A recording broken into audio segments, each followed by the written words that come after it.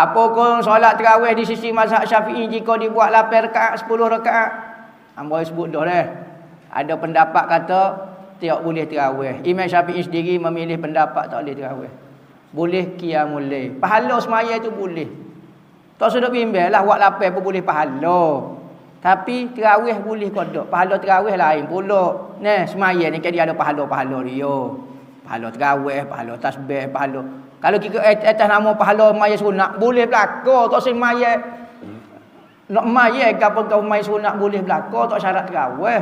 Nah, tapi boleh puasa ni orang buat tarawih. Jadi pendapat kata boleh, ada kata boleh pahala tarawih, ada kata tak boleh. Dalam apa dia?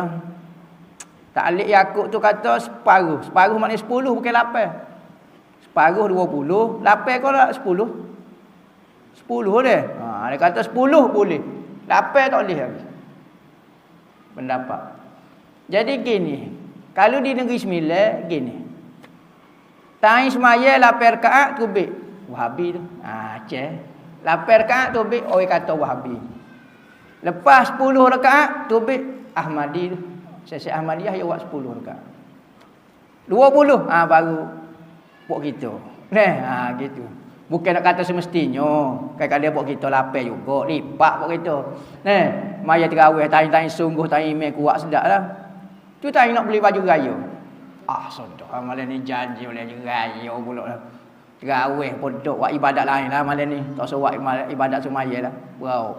Lipat juga. Masalah lipat suku pasar tapi kepercayaan.